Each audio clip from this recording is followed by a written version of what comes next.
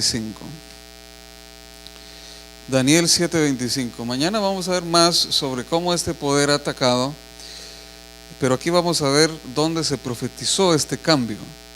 Daniel 7:25 dice: hablará palabras contra el Altísimo, y a los santos del Altísimo quebrantará, y pensará en cambiar los tiempos y la ley.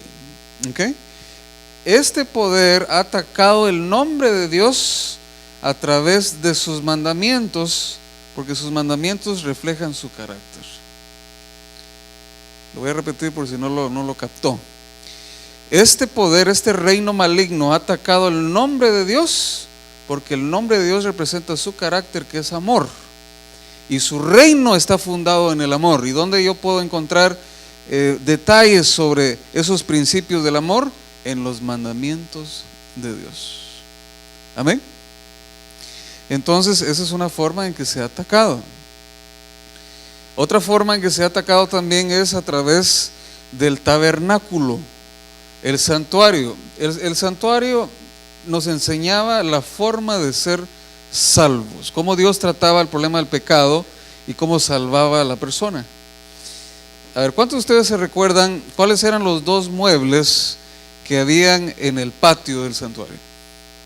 Habían dos muebles y eran de bronce, y tiene una razón que son de bronce, porque de ahí todos los demás muebles son de oro, pero esos dos son de bronce. El lavacro era uno, no, la mesa es el que está dentro, que está afuera. El lavacro, ¿y cuál era el otro? El altar del sacrificio.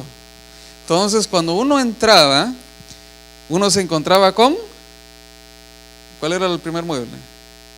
El altar del sacrificio, y después estaba el lavacro, y después ya estaba el santuario.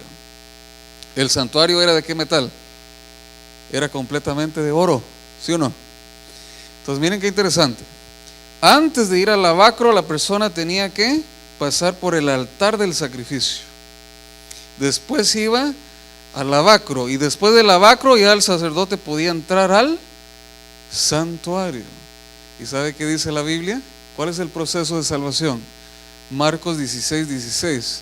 El que creyere y fuere bautizado será salvo. ¿El que creyere en qué? En el sacrificio de Jesús, el altar del sacrificio, y fuere bautizado. ¿Y qué había en el lavacro? Había agua, está el bautismo. Y luego el que creyere y fuere bautizado será salvo, el santuario que representa el cielo. ¿Estamos entendiendo? Pero ¿saben qué enseña este sistema? Le da la vuelta al asunto. Primero bautizan, y después que crean, y después que se salven. ¿Qué institución bautiza a los bebés? Interesante, ¿no? Yo creo que ya empieza a abrir su mente. ¿Saben que en mi país hay un cantante que se llama Ricardo Arjona? Por si no sabían, él es guatemalteco.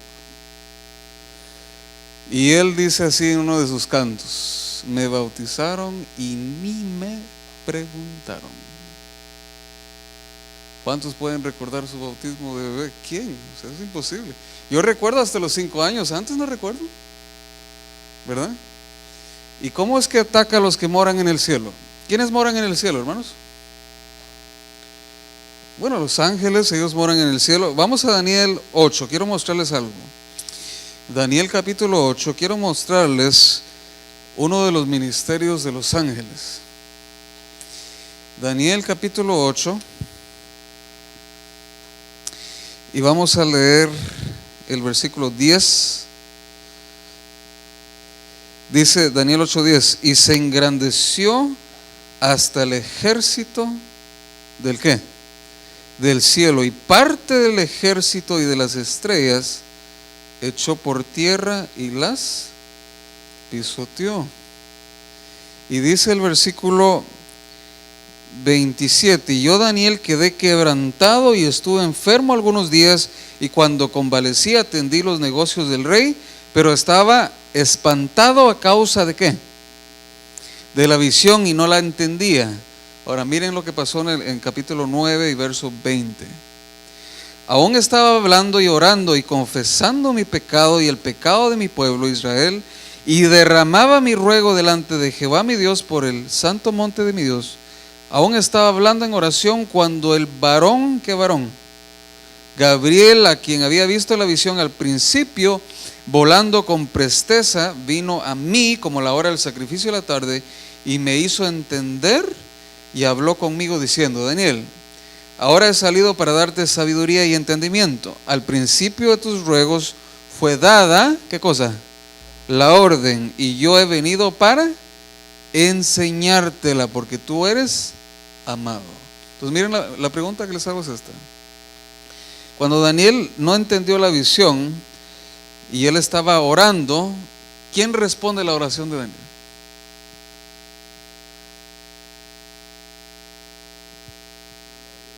Pues, ¿quién dio la orden? ¿Gabriel? Dios. Pero ¿quién se encarga de que eso se cumpla? El ángel Gabriel. Le voy a dar otro ejemplo para que lo capte. Cuando nosotros a veces estamos allá en nuestro país, y esto aplica a todos los que somos latinos, así que nadie se salva, y usted va a visitar a su familia, a su país, y le toca entrar a una zona roja, y no hay país latino que no tenga zona roja. Yo creo que usted entiende que es eso. Y usted le dice: ay Señor, yo voy a entrar a este lugar peligroso, protégeme. ¿Dios responde o no responde? ¿Y a quién envía para protegernos? Bueno, no siempre el ángel Gabriel, pero sí envía un ángel, ¿o no? No dice, ¿no han leído el pasaje que dice: el ángel de Jehová acampa alrededor de los que le temen y los defiende? ¿Dios contestó o no contestó, hermanos? Pero envía ¿a quién? A sus ángeles. Es decir, que los ángeles tienen un trabajo, ¿sí o no? Ahora, ¿qué sucede cuando una persona ora, le pide a Dios algo? Pues no es sorpresa que un ángel, por la orden de Dios, llegue a ayudarnos, a auxiliarnos. ¿Recuerdan cuando Elías estaba desanimado? Y Elías quería morir. ¿Quién fue y le dio comida? En un caso fue un cuervo, y en otro caso, ¿quién fue? Fue un ángel. ¿Recuerdan eso? Ok, ¿quién envió al ángel? Dios. Pero ¿quién cumplió ese ministerio? Un ángel. Entonces, ¿qué sucede, hermanos? Les hago una pregunta. ¿Qué sucede cuando a nosotros se nos enseña, en lugar de orar a Dios directamente, nosotros debemos rezar a imágenes? Y en algunos casos hasta se reza a una virgen para que me ayude. ¿Qué está pasando ahí con el ministerio de los ángeles?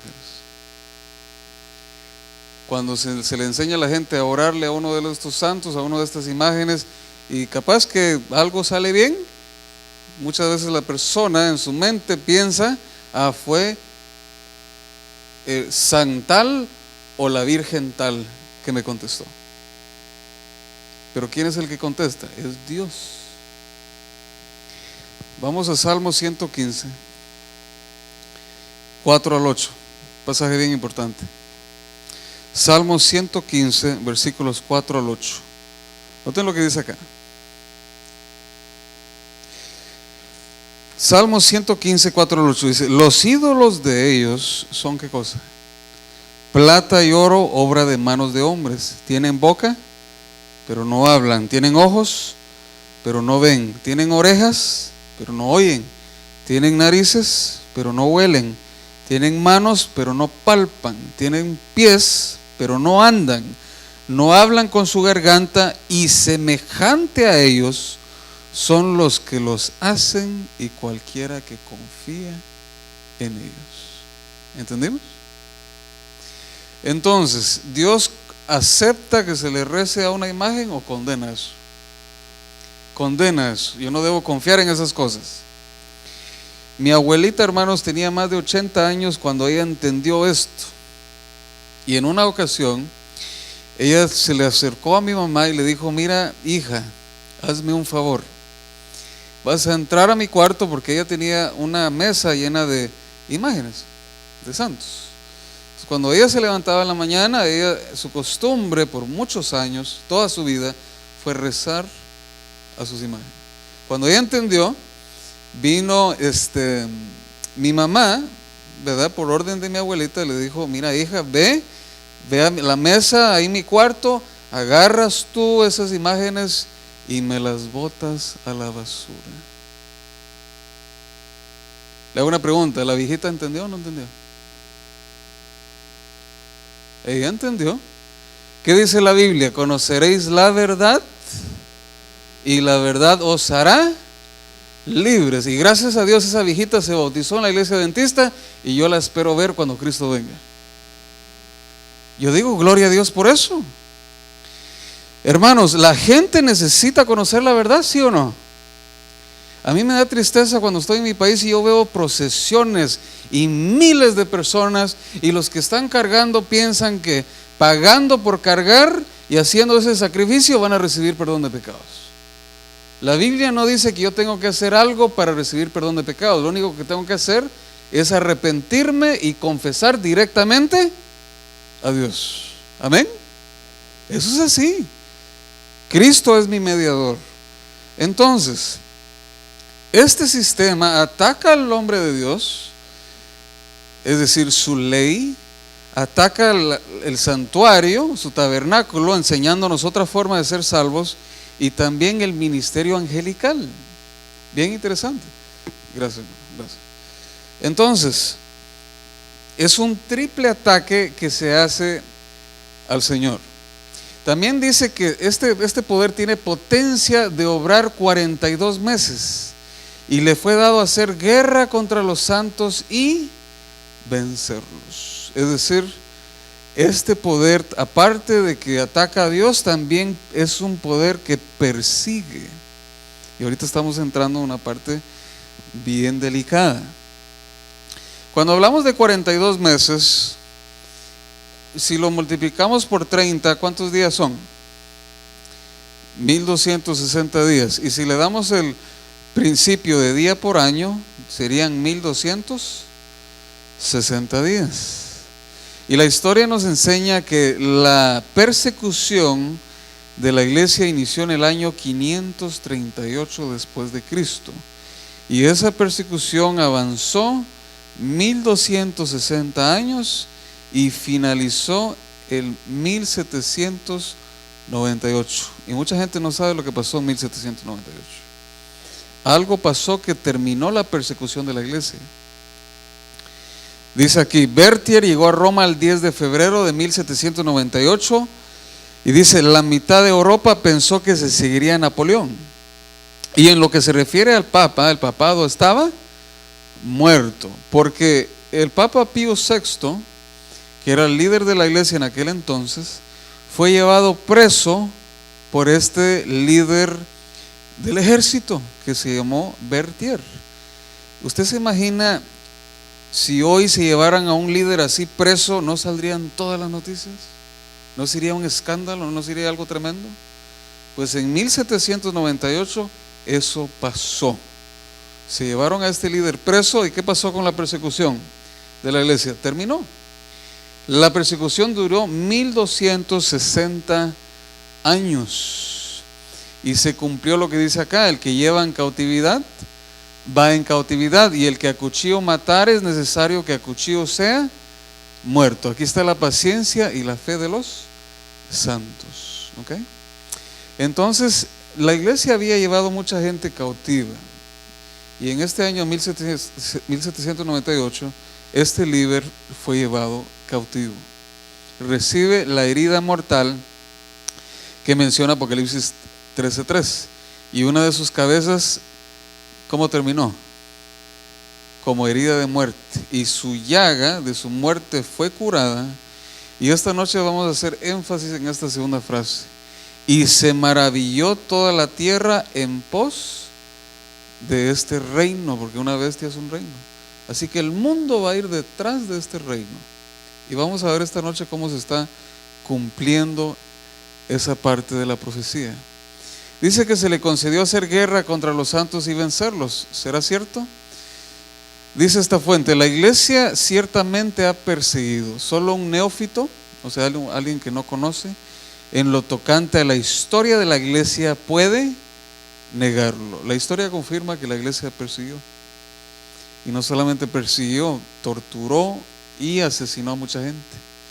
Dice aquí esta fuente: la iglesia puede por derecho divino confiscar la propiedad de los herejes, enviarlos a la cárcel, condenarlos a la hoguera, y en esta época el derecho de infligir las penalidades más severas, incluida ¿qué cosa?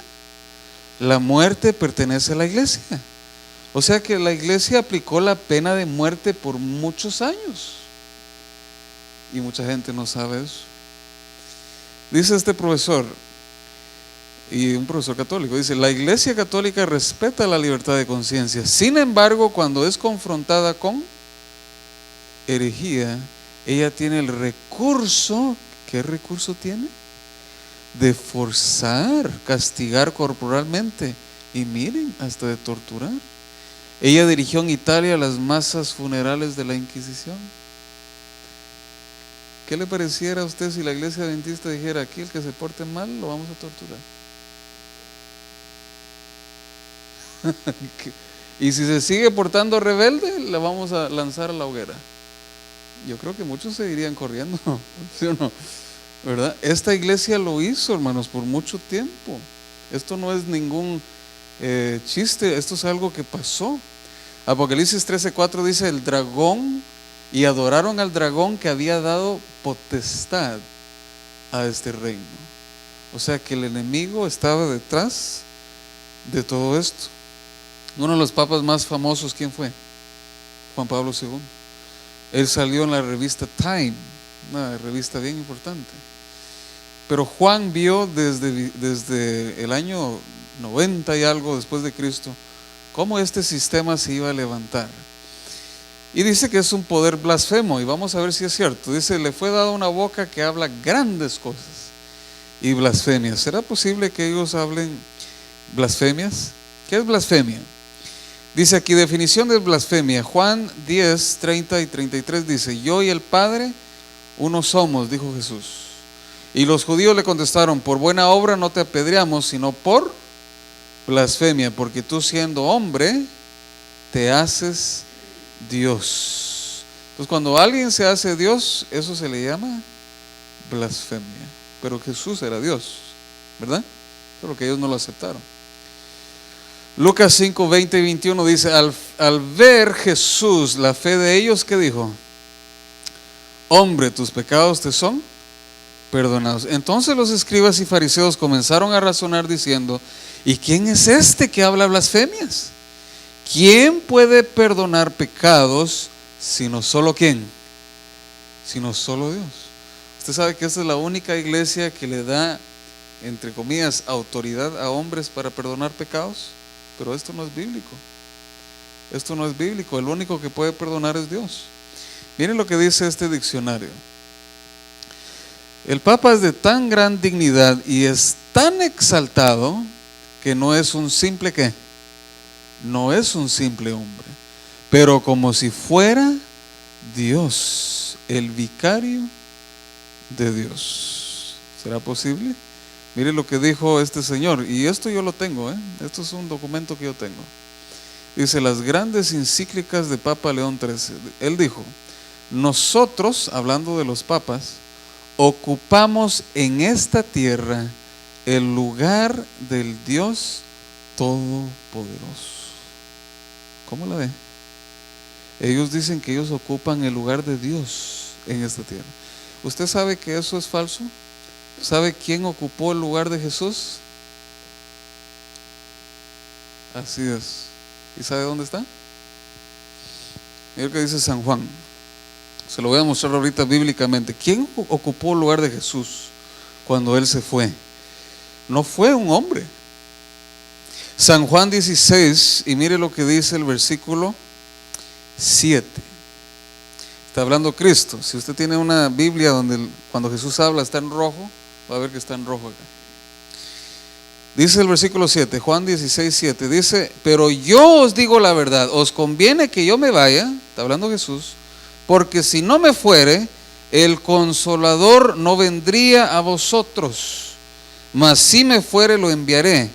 Ahora, ¿quién es ese Consolador? Versículo 3, pero cuando venga, ¿quién? El Espíritu de verdad, Él os guiará a toda verdad. Entonces, ¿quién es el Consolador? El Espíritu Santo. No es ningún ser humano. Eso está bien claro. ¿Ok? Ahora, porque hay un solo Dios, dice 1 Timoteo 2:5. Y asimismo, ¿cuántos mediadores? Uno entre Dios y los hombres. ¿Y cómo se llama? Jesucristo. Pero en esta iglesia se presentan a muchos mediadores, porque si yo me voy a confesar, ya el cura, el sacerdote, se ha convertido en un mediador. Pero la Biblia me enseña a mí que el único mediador es ¿quién? Jesucristo. Entonces ahí hay otro problema. Y miren lo que dice esta fuente. Ese es un libro que se llama The Catholic Priest, o el sacerdote católico. Dice: por más que busquen en el cielo y en la tierra, solamente encontrarán a un solo ser creado que puede perdonar al pecador. Este ser extraordinario, ¿quién es? El sacerdote católico. Ay, qué interesante. Pero ¿dónde está en la Biblia? Ah, no está. Entonces ahí hay un problema. Otro problema. Este otro libro, que es un manual para sacerdotes, dice: Dios mismo está obligado a aceptar el veredicto de sus sacerdotes. Hasta ahorita se empezaron a asustar, ya lo demás como que ya es normal escucharlo, ¿no? A este sí les asustó.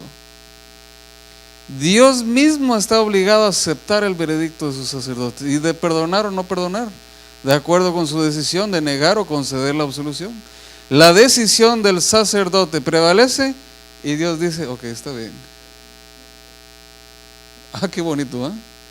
¿Te imaginas si el sacerdote es corrupto? Tú solo le damos unos cuantos lenes y que perdone al cliente, ¿verdad? Y Dios tiene que aceptar. No, hermanos. Dios es Dios. Amén. Y Él hará justicia, porque así tiene que ser. Entonces, hermanos, tengamos cuidado con esos asuntos. Me interesa entrar a la segunda bestia. Ya hablamos de la primera. ¿Por qué dice que sale del mar? Porque este reino, hermanos, surgió de un lugar donde había mucha gente. Amén. ¿De dónde sale la primera bestia? Del mar. Y el mar representa, o el agua representa, multitudes, naciones, pueblos y lenguas. ¿Y dónde surgió esta iglesia? En Europa. ¿O no es así? Y yo le hago una pregunta: ¿en Europa hay muchas multitudes, naciones, pueblos y lenguas? Claro.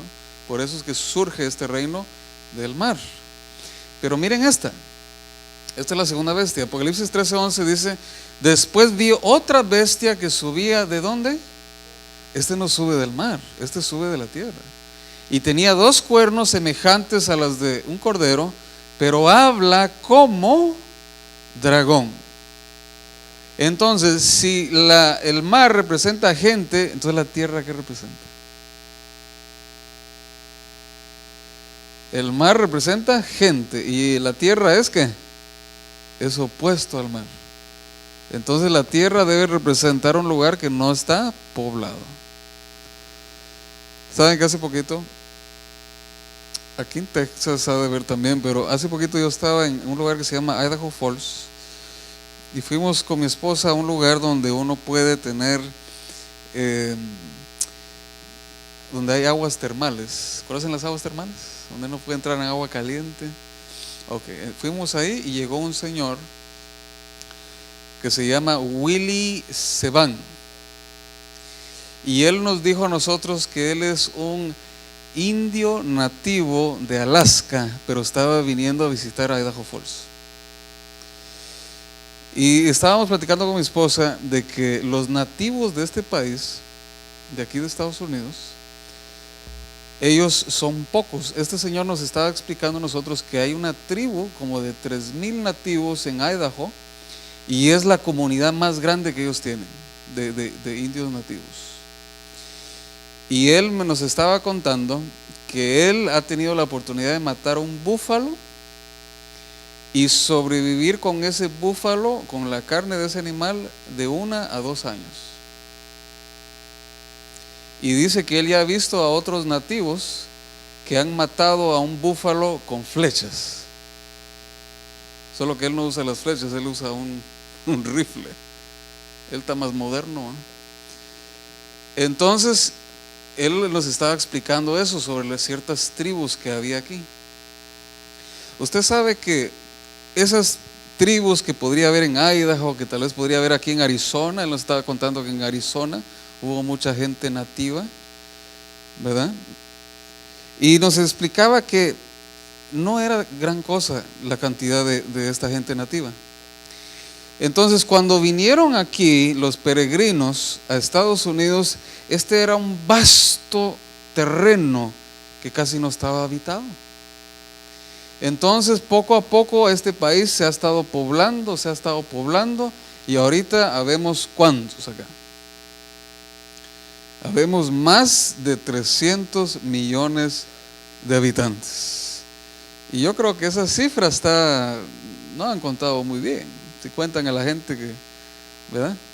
Entonces, hermanos, este país estaba prácticamente limpio, deshabitado, habían unos cuantas tribus por ahí, y la única nación que cumple esta característica de ser un reino que surge en un lugar que no está habitado es los Estados Unidos. Y tiene 2 características. Número 1, es semejante a un cordero. ¿Y quién representa al cordero?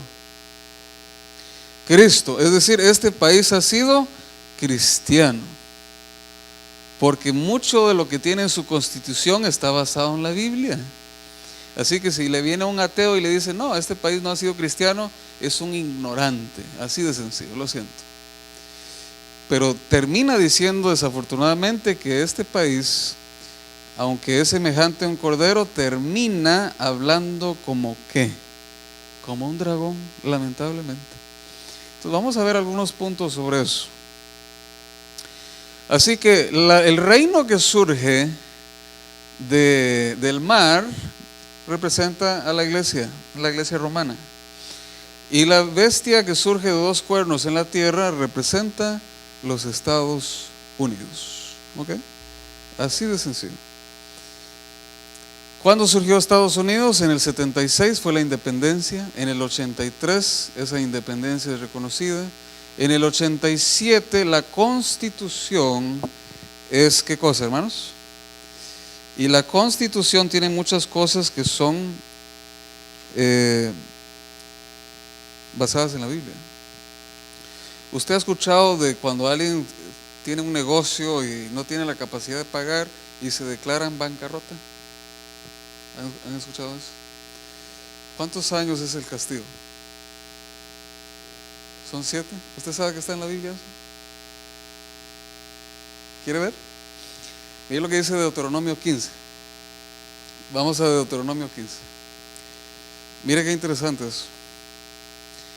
Deuteronomio 15, vamos a leer del 1 en adelante.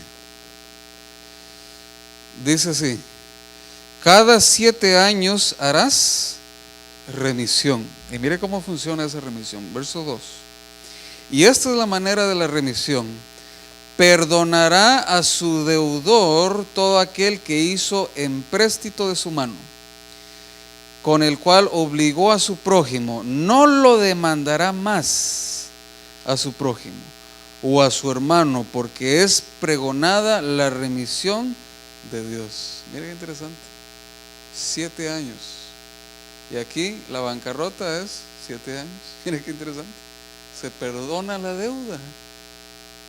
Entonces, hermanos, hay muchas cosas que a veces nosotros no sabemos que han sacado de la propia Biblia. Hasta lo de los impuestos. Bueno, que los impuestos sabemos nosotros. Miren, los impuestos es interesante. Hay mucha gente que se queja en dar el diezmo, piensa que dar el diezmo se va a morir. Pero yo quiero decirle algo: en Israel era cosa seria. Porque en Israel habían 4 diezmos, hermanos. ¡Qué barbaridad! Yo veo que algunos abrieron los ojos. Miren, hermanos, uno de los diezmos era el de los levitas. Era sostener el ministerio de los levitas, ¿sí o no? ¿Verdad? Se sostenía a ellos. Ese era el diezmo de los levitas. Ahora los diezmos, los levitas, cuando ellos recibían los diezmos, ellos tenían que dar diezmos también. Eso era el diezmo levítico. Y eso sucede igual en la iglesia adventista.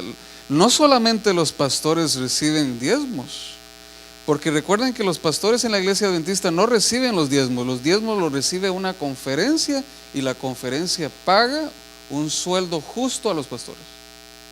¿Ok?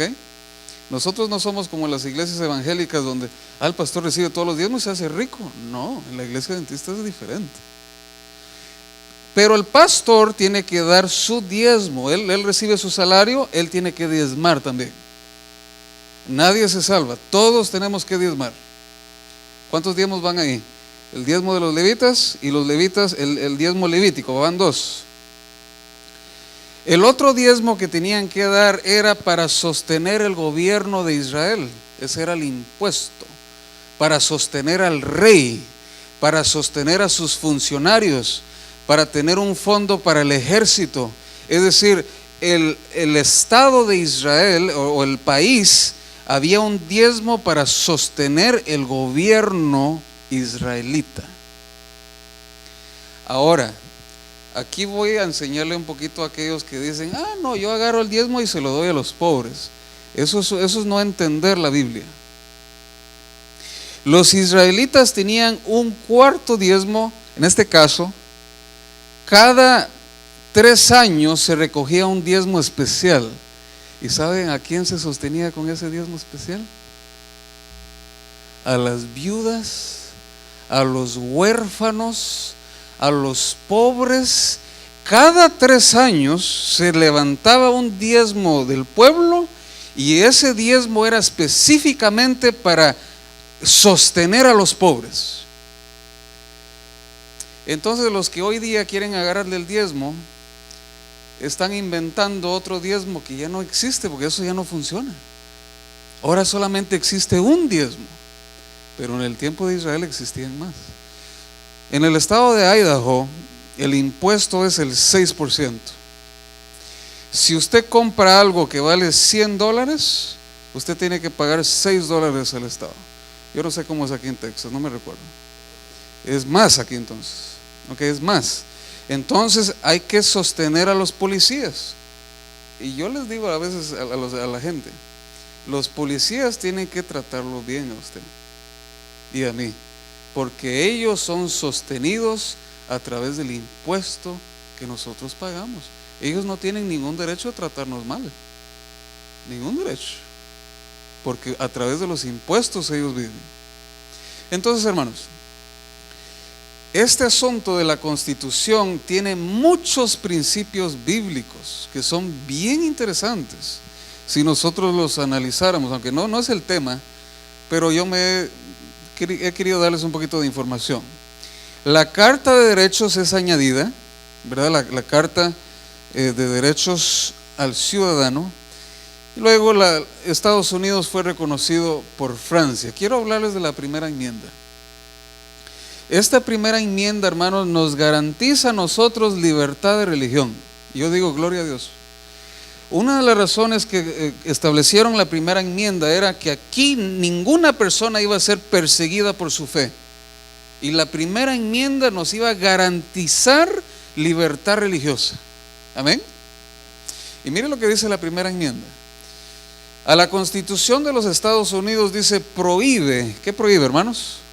Cualquier creación de ley con respecto al establecimiento oficial de una religión que impida la práctica libre de la misma. Somos libres de practicar nuestra religión. Que reduzca la libertad de expresión. Nosotros tenemos libertad de expresión acá. Y luego dice que vulnere la libertad de prensa, que interfiera con el derecho de reunión pacífica. Nosotros podemos reunirnos acá por la ley y lo que nos ampara es la primera enmienda. Yo digo gracias a Dios. Gracias a Dios. Entonces, hermanos, hay datos interesantes que nosotros debemos conocer. Bueno, aquí tenemos la primera enmienda y noten lo que dice acá. No existirá también ninguna prueba religiosa como derecho para ocupar ningún empleo o mandato público en los Estados Unidos. Así que ni siquiera con asuntos laborales se podían meter. Sostenemos que estas verdades como autovidentes, que todos los hombres son creados, ¿qué dicen ellos? Iguales y son dotados por su creador. ¿Será que está hablando un ateo ahí? No, ahí está hablando un creyente en Dios. ¿Sí o no? Así que los ateos que no les gusta, pues I'm sorry. Pero la gente que escribió esto era gente creyente en Dios. ¿Ok? Ahora quiero llevarlos a algo que todos ustedes conocen. Hasta en el dólar aparece la creencia en Dios. Hasta en el dólar. Así que los ateos que andan con un dólar, I'm sorry, pero hasta ahí dice que creen en Dios. Miren lo que dice aquí. In God we trust. En Dios confiamos. ¿Ok? Entonces, ¿usted sabe que hay una bendición para el país que reconoce a Dios? Quiero llevarle un pasaje que le puede llamar la atención. Esta es la razón que este país ha sido tan bendecido. Mire lo que dice Salmos, y vamos a leer 33:12. Le puede llamar la atención este pasaje. Salmos 33 y versículo 12. Mire lo que dice: bienaventurada, ¿qué cosa? La nación cuyo Dios es Jehová. Ahora usted dirá, ¿y no son cristianos también los países latinos? No, es diferente. Los países de nosotros, más que ser, o sea, han sido cristianos, pero más que cristianos han sido católicos. Este país ha sido protestante, que es diferente. ¿Ok? Por las dudas, porque yo veo que algunos se confunden. Bueno, y los países de nosotros, esa es la diferencia. Cuando leemos el comentario bíblico adventista, dice: los dos cuernos representan las dos notables características del sistema norteamericano de gobierno. ¿Y cuáles son? Libertad religiosa y civil, ambas garantizadas en la Constitución de los Estados Unidos. Interesante. ¿Ok? Pero dice que este país va a hablar como dragón. Este país fue bendecido desde el principio, sigue siendo bendecido, ¿o no? Pero tristemente, hermanos, ¿qué nos enseña esta noche la profecía? Que este país va a cambiar. ¿Ok? Yo quisiera que este país siga siendo como ha sido, pero tristemente la profecía dice que no va a seguir igual. Va a llegar el momento en el cual va a cambiar.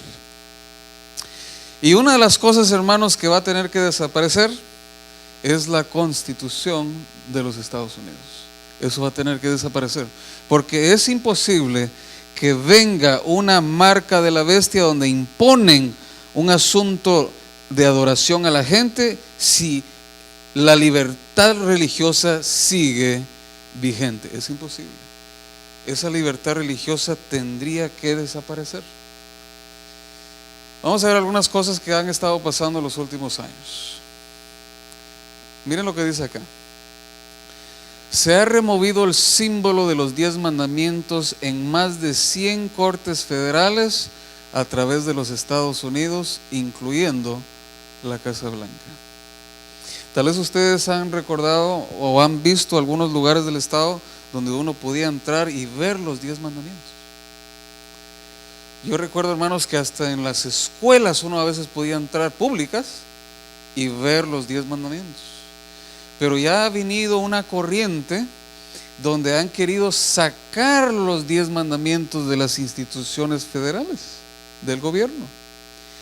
Yo le hago una pregunta: ¿qué están diciendo al sacar los 10 mandamientos de las Cortes Federales, incluyendo la Casa Blanca? ¿Cuál es el mensaje?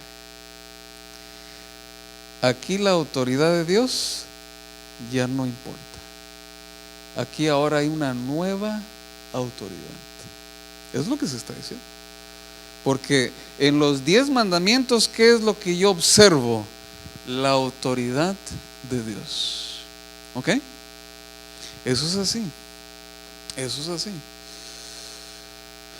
Quiero decirle algo más. Yo no sé quién ha estudiado aquí su primaria, pero no me refiero ahorita, me refiero en los 80s. Yo vine a este país en el año 1985. Yo entré a kindergarten en el 90 en Chicago. Yo vine a Texas en el 92 y estudié, y aquí estoy en Texas, ustedes pueden familiarizarse con esta escuela. Yo estudié en la iglesia pública de King, donde está la Universidad Adventista. Esa escuela se llama KISD Elementary School. Ahí estudié yo. Cuando yo entré a esa escuela, era normal que se nos acercara la maestra y nos dijera esto en inglés: Okay, kids, let's get together. We're going to read a text of the Bible and we're going to finish with prayer.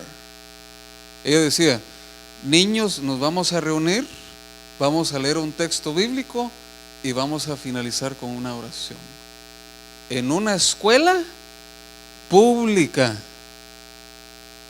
Ahora yo le hago una pregunta: ¿se puede hacer eso todavía en una escuela pública? No. ¿Sabe qué? En las escuelas públicas está prohibido llevar una Biblia y leerla ahí. Hermanos, ¿será que están cambiando las situaciones acá? Están cambiando. O sea, es tangible, se puede observar.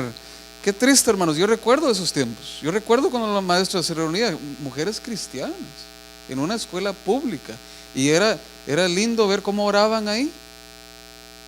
Pero tristemente, hermanos, ahora es prohibido eso. Muchas cosas han estado pasando. Apocalipsis 13:12 nos enseña lo que va a suceder. Ejerce toda la autoridad de la primera bestia. Está hablando de Estados Unidos. Estados Unidos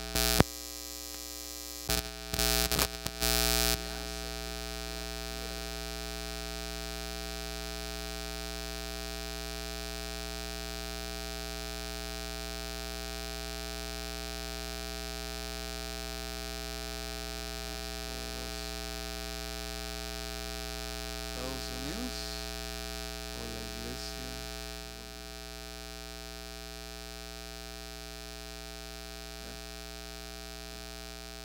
Usted se va a sorprender, pero ¿será, cómo es eso posible que una iglesia sea más poderosa que una nación como Estados Unidos? Bueno, ahorita le voy a dar unos detalles importantes. Apocalipsis 13:15 dice que en el tiempo del fin habrá una pena de muerte.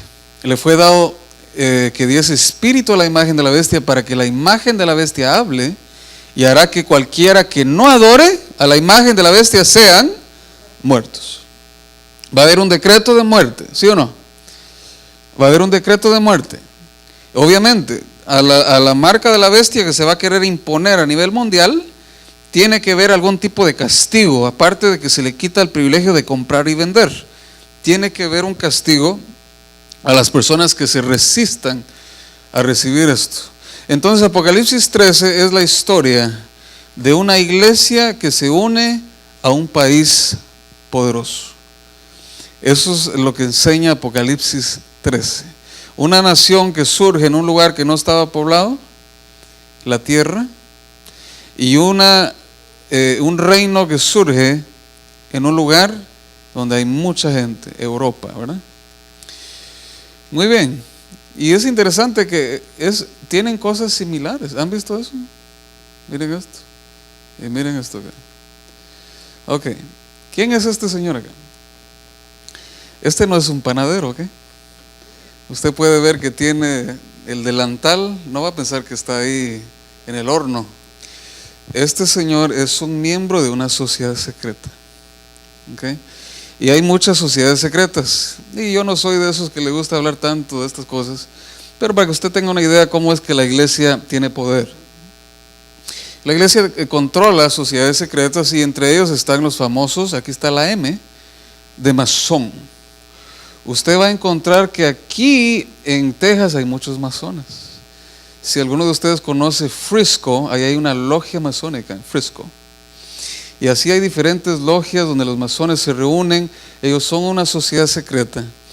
Pero los masones los controla una sociedad más fuerte todavía, que es el ejército de los jesuitas. Ellos son los que controlan todas las sociedades secretas. Ellos se encargan, escuche bien, de controlar la política del mundo, de controlar las finanzas del mundo, de controlar la educación del mundo.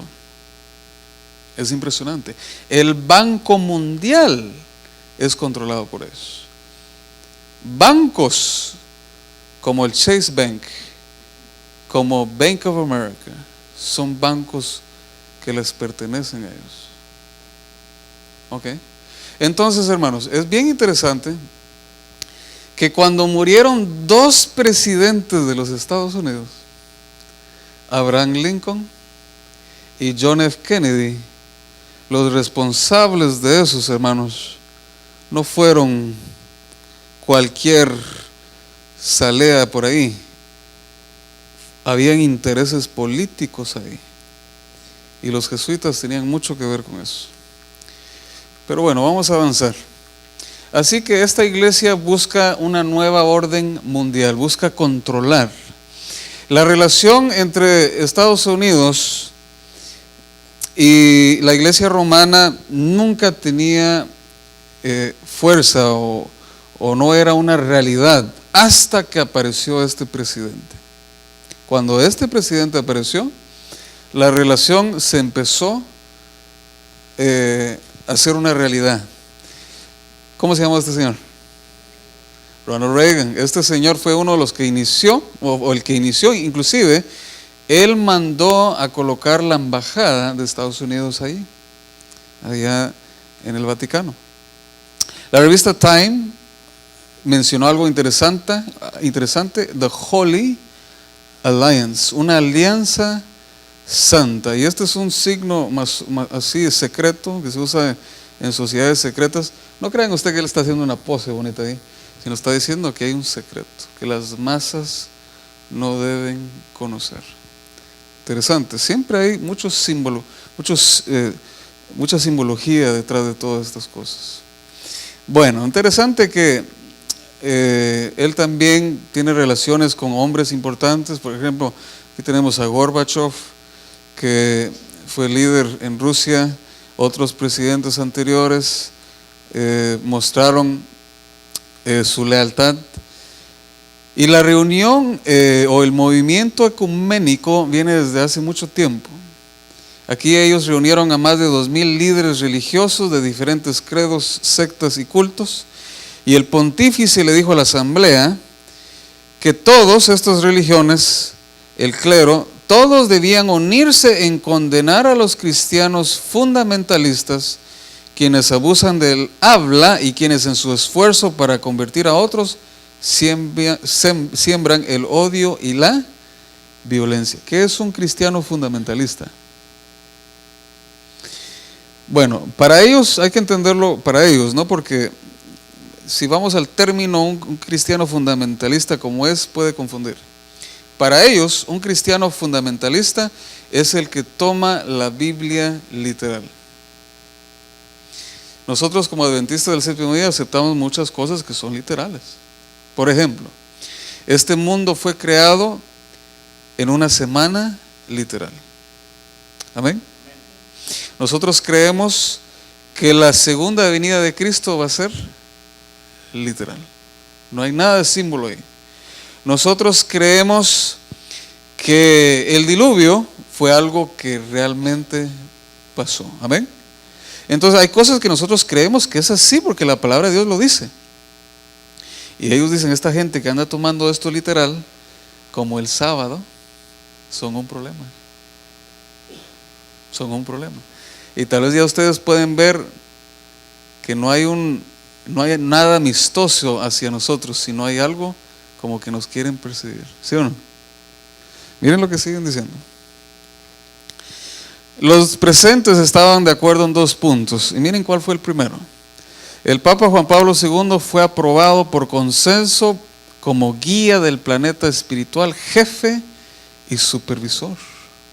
Qué raro, ¿eh? Que lo ponieron a él. No, pues es obvio. Si para eso va los eventos finales. Los fundamentalistas religiosos, ahora mire qué bonito aquí, que niegan unirse al movimiento ecuménico mundial, deben ser reducidos al silencio. Ahora yo le quiero hacer una pregunta a usted. ¿Será que ellos saben cómo reducir a alguien al silencio? Si no, ponga en el internet la Santa Inquisición. Ahí va a ver usted cómo reducían a la gente al silencio, hermano. Hermanos, es terrible eso. O sea, una de las cosas más satánicas, torturas de todo tipo de clases que solo al demonio se le podía ocurrir, lo hicieron en la Inquisición. Terrible, hermanos, terrible. Usted ni podría dormir tranquilo esta noche si viera eso. Por eso yo no voy a hablar de eso. Pero bueno, ¿será que están reuniendo las religiones del mundo? ¿Será que está sucediendo? Hermanos, la profecía se está cumpliendo delante de nosotros. Esto está siendo una realidad. Miren esto. Esto salió en la página del Vaticano, ahí está news.va, que significa Vaticano. Y en CNN salió esto. En la última jornada de su gira por Tierra Santa, el actual, ¿no? Francisco hizo un nuevo llamado a que los creyentes de las 3 principales religiones monoteístas, ¿quiénes son? Judíos, musulmanes y cristianos, superen sus diferencias y dialoguen para alcanzar la paz. Y se escucha bonito. Busquemos la paz. Pero cuidado, con el enemigo usted no puede buscar hacer la paz. Vamos a ver otros puntos acá. Mire lo que dijo Pablo. Vosotros mismos sabéis perfectamente que el día del Señor vendrá así como ladrón en la noche. Cuando estén diciendo paz y seguridad, entonces la destrucción vendrá sobre ellos repentinamente, como dolores de parto a una mujer que está encinta, y no escaparán. Miren, hasta Pablo sabía que iban a estar buscando paz en los últimos días. Y toda la tierra, dice la profecía, que iba a seguir maravillada en pos de la bestia. ¿Se está cumpliendo eso? ¿Será posible? Mire, eso salió en el internet hace un tiempo, cuando estaba vivo este señor todavía, quien ya murió. Ya no protestamos.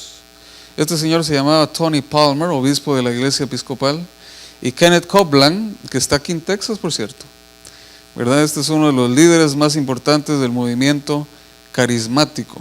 Ya no protestamos. En lugar de hacerlo, ellos se unen, porque ellos dicen que debe haber unidad en la diversidad. Kenneth Copeland es un reconocido líder del movimiento carismático aquí en el estado de Texas. Rick Warren es el que escribió el libro Una vida con propósito. Él también está uniéndose a este movimiento. Y también tenemos a otro, yo no sé si es tejano, pero está en Texas. Está en Houston, y yo tuve la oportunidad de entrar, mero curioso yo. Entré, quise conocer, a ver cómo era todo el rollo ahí adentro. Hermanos, tremendo, tremendo. Una vida con propósito. Él es Rick Warren, él tiene la iglesia de Lake Forest en California. Él tiene una de las más grandes iglesias o congregaciones de la actualidad, de los bautistas. Mire lo que este hombre dijo. Rick Warren dijo: nos alegramos de que el Santo Padre ha capturado la atención del mundo. Mire, le llama Santo Padre. Y tan buena voluntad para la fe cristiana. Usted, dice, ha escrito poderosamente, Santo Padre, de la importancia de una nueva evangelización en la iglesia. Una comunidad evangelizadora se involucra de palabra y acción en la vida cotidiana de las personas, que tiende un puente sobre las distancias. ¿Cuál es el plan? Unir, que todos se unan al plan. Mire lo que dijo este señor Joel Osteen. ¿Cómo le gusta a la gente escuchar a Joel Osteen, verdad? Un gran motivador. Pero nunca dice arrepiéntanse, señores, de sus pecados. Nunca dice eso. Él solo es motivar y motivar. Y qué bonito, todos salen motivados, pero nadie busca consagrar su vida, cambiar su corazón, arrepentirse y abandonar el pecado. Nunca. Mire lo que dijo este señor. Bueno, ¿quién es él? Él es un televangelista, para los que no lo conocen, autor, tiene muchos libros, pastor de la iglesia de Lakewood, iglesia protestante más grande de los Estados Unidos. Está en Houston. Sus sermones son televisados y vistos por 7 millones de personas semanalmente, 20 millones de espectadores mensual en más de 100 países. El pastor de Lakewood dijo a los periodistas que el mensaje del Papa es la unidad. Me encanta esta realidad que ha hecho a la iglesia más inclusiva. No está tratando de hacer la iglesia más pequeña, sino que trata de hacerla más grande, para abrazar a todo el mundo. Es un mensaje con el que me identifico. ¿Se está uniendo al grupo, sí o no? Pues se está cumpliendo la profecía. Se están uniendo las iglesias, se están uniendo. Ahora, voy a llegar al punto clave. ¿Por qué es de que la iglesia adventista no debe unirse? ¿Por qué es que nosotros no debemos unirnos? Y quiero de una vez aprovechar acá. Hay gente que levanta la falsa acusación, y ojo acá con los disidentes.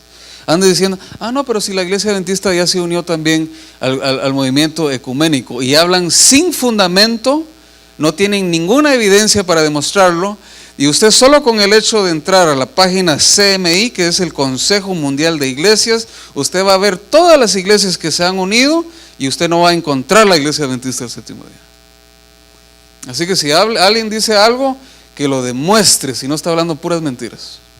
¿Ok?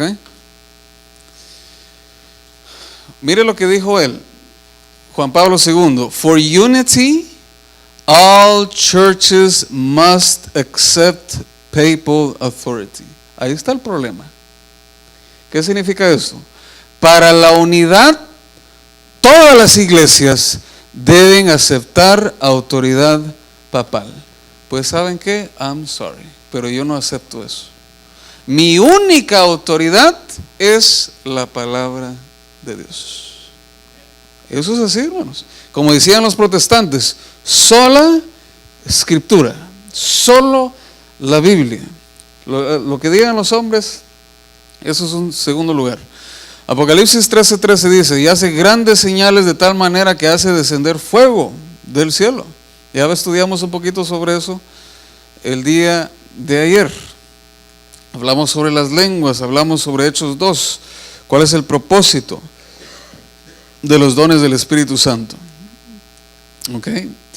Muy bien, pues así como en el tiempo de Daniel, que se levantó una imagen, y el que no se obedeció en inclinarse a esta imagen, adorar a esta imagen, se levantó un decreto de muerte para castigar a los que no quisieron hacerlo. Y en aquel tiempo nosotros recordamos que estos 3 hebreos decidieron rechazar la orden del rey. Pero en el tiempo del fin, mire lo que dice Apocalipsis 3:15. Y le fue dado que diese espíritu a la imagen de la bestia, para que la imagen de la bestia hable, y hará que cualquiera que no adore, ¿qué cosa? La imagen de la bestia, sean muertos. Entonces es importante saber cuál es la imagen de la bestia. Mire lo que dice el conflicto de los siglos. Cuando las iglesias principales de los Estados Unidos, uniéndose en puntos comunes de doctrina, influyan ¿sobre qué? Sobre el Estado, para que impongan los decretos y las instituciones de ellas, entonces la América protestante habrá formado una imagen de la jerarquía romana, y la inflicción de las penas civiles contra los disidentes vendrá por sí sola. En otras palabras, la imagen de la bestia lo que representa es la unión de la iglesia y el Estado. ¿Ok? La iglesia y el Estado deben estar separados. Pero cuando se une la iglesia con el Estado, ahí es donde quieren obligar a la gente a seguir un sistema de adoración. Bueno, había algo en el dólar que no les hablé. Les hablé del lado bonito. En God we trust. Pero el dólar tiene una segunda cara. Tal vez ustedes han visto este símbolo que está en el dólar. Ahora van a aprender qué significa. Es interesante que en el latín, estas son 3 palabras latinas, dice Novus Ordo Seclorum. Significa la nueva orden de los siglos. ¿Y qué orden de los siglos será esa? Pues sabemos nosotros la historia de Apocalipsis 13. Y hará que todos, grandes, ricos, pobres, siervos, esclavos, se pongan una marca. Pero para poner esa marca tiene que haber un gobierno mundial. Tiene que haber una orden mundial. Aquí en Números Romanos tenemos la fecha de la independencia de Estados Unidos, 1776, y aquí Estados Unidos se va desarrollando, y aparece un ojo que es bien popular en el mundo ocultista.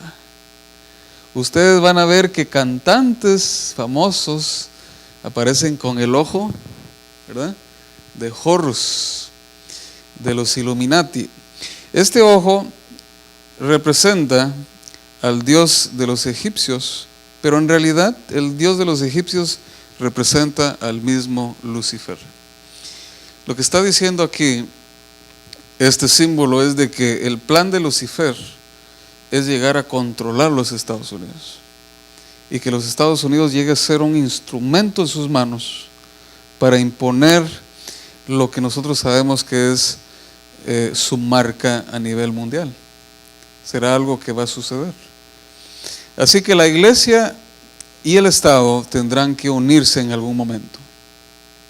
Ahora, ¿qué dijo George Bush? La mejor manera para honrar al Papa Juan Pablo II, realmente uno de los grandes hombres, es tomar en serio su enseñanza, escuchar sus palabras y poner sus palabras y enseñanzas en acción. Ahora, ¿dónde? Aquí en América. Este es un desafío que debemos aceptar. Así que la unión entre la iglesia y los Estados Unidos se ha ido fortaleciendo y fortaleciendo. Dice que ejerce toda la autoridad de Estados Unidos, de la iglesia, en presencia de ella, y hace que la tierra y los que moran en ella adoren la primera bestia. O sea que Estados Unidos será un instrumento para cumplir el deseo, el propósito de la iglesia. Ahora, ¿cuándo se va a curar? Aquí dice cuya llaga de muerte fue curada. ¿Qué perdió la iglesia en 1798? La capacidad de perseguir. Entonces solamente va a ser curada cuando recupere la capacidad de perseguir y de imponer. Eso es un dato que debemos entender claramente. ¿Cuándo es de que se cura? ¿Cuándo es de que recupera lo que perdió? ¿Ok? Entonces, ¿qué ha pasado últimamente? Este señor lo extraña mucha gente. Yo veo muchos que dicen, ay, el morenito ya no está con nosotros. Yo quiero decirle algo que le puede extrañar. Usted va a decir, pues yo pensé que era bueno. Mire, los políticos, me gusta algo que dice el hermano ahí.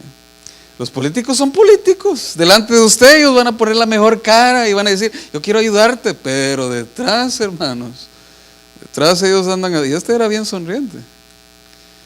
Mire lo que él hizo el 11 de junio de 2014, mire lo que salió en la página de los jesuitas. El presidente Barack Obama ha nombrado al jesuita y padre Thomas Rees como el nuevo miembro de la Comisión Internacional de Libertad Religiosa de los Estados Unidos, quien sirve como consejero en el panel del gobierno federal para proteger libertad religiosa. ¿Qué le parece? A ver, ¿nos gusta la libertad religiosa, sí o no? Pues claro, ¿cómo no nos va a gustar? Pero ¿cómo va a poner usted a un jesuita a defender la libertad religiosa? Eso es como que usted le entregue las llaves de su casa a un ladrón. ¿Sabes qué? De una vez. Bueno, hermano, mire, si usted no ha escuchado sobre la agenda que ellos tienen, lea El conflicto de los siglos. Ahí habla de para qué ellos surgieron, cuál es el plan que tienen. ¿Ok? Bueno, entonces, hermanos, ¿cuál es la marca de la bestia? Ese tema será mañana. Hermanos, yo les digo una cosa, ¿se están cumpliendo las profecías? ¿Sí o no? Pero a la vez, ¿qué podemos decir? Gracias a Dios. ¿Queremos ir a casa, sí o no? Hermanos, que se acabe esto, ¿verdad? Yo le digo a la gente, hermano, usted está haciendo planes de vivir aquí mucho tiempo. Está bien, trabaja y todo, pero no se pierda el cielo, ¿verdad? Yo quiero irme al reino de los cielos. Yo quiero estar con Jesús. Y yo le estoy pidiendo a Dios que me ayude. Todos tenemos áreas donde tenemos que mejorar. Tenemos que pedirle a Dios, Señor, ayúdame a ser un mejor cristiano cada día. ¿Sí o no? Ayúdame, yo oro. Y bendito Dios, hermanos, que el Espíritu Santo, Dios lo ha prometido para que esté con nosotros y nos ayude en todo el proceso. Amén. ¿Cuántos quieren decirle a Dios esta noche? Señor, al contemplar que las profecías se están cumpliendo, ayúdame, Señor, a siempre ponerte a ti en primer lugar de mi vida. Ayúdame, Señor, que mientras tú me des vida, yo pueda ayudar a otras personas a conocerte, porque yo quiero que ellos tengan también la oportunidad de irse contigo. ¿Cuántos quieren decirle al Señor esta noche? Señor, yo quiero ponerte en primer lugar de mi vida. Yo quiero que tú tomes control de mi vida. Y tal vez alguno de nosotros necesita ayuda y oración para su familia, para decisiones que va a tomar. Si usted es alguien que quiere decirle a Dios esta noche, Señor, ayúdame, quiero ponerme en tus manos, tengo mis luchas, pero confío que tú me puedes ayudar. Si usted quiere decirle eso a Dios, póngase de pie y vamos a finalizar con una oración. Señor que estás en los cielos, al contemplar las profecías bíblicas, podemos ver, Señor, que tú vienes pronto. Te damos gracias porque tú nos regalaste tu palabra y nos dejaste también el libro de Apocalipsis. Es un libro, Señor, que muchos no se atreven a estudiar, pero tú lo dejaste, Señor, porque también es una lámpara que nos mostrará el camino, que nos enseñan las cosas que van a suceder. Esta noche, Señor, queremos pedirte perdón por nuestros pecados. Tal vez, bendito Dios, te hemos puesto en segundo lugar, tercer lugar, porque las cosas de esta vida, los afanes de esta tierra, muchas veces nos alejan de ti. En esta noche queremos decirte, Señor, perdona nuestras faltas. Queremos, Señor, estar a cuentas contigo. Y queremos, Señor, que tú seas Dios en nuestra vida, que tú ocupes el primer lugar. Yo quiero orar de manera especial por las decisiones que nosotros como tus hijos vamos a estar tomando de aquí en adelante. Permite, Dios, que toda decisión que tomemos sea dirigido por tu Santo Espíritu. Yo quiero orar aquí por las personas que tienen problemas en su hogar, con su familia, con su pareja, con sus hijos. Señor, protégenos del enemigo. Sabemos, Padre, que el enemigo está con el trabajo de arruinar, de destruir a las familias. Señor, todavía nos quedan 2 noches. Ayúdanos, Padre, a traer a un amigo. Este es un mensaje, Señor, que todo el mundo debe conocer. Todavía, Señor, queda este tema tan importante, el de la marca de la bestia. Ayúdanos a aprovecharlo mañana. Oramos por esas personas que hemos estado invitando. Toca el corazón de ellos. Y danos la alegría, Señor, de ver una iglesia llena de visitas mañana. Señor, al salir, pedimos que tú nos acompañes siempre. Y al descansar, Señor, danos el beso de tu paz. Qué lindo saber que tú estás en el control de nuestra vida. Guárdanos siempre y danos tu bendición. Te lo pedimos en el dulce nombre de Cristo Jesús. Amén. Amén. Dígale feliz noche al que está a su lado. Dígale Dios te bendiga. Te esperamos mañana. Feliz noche.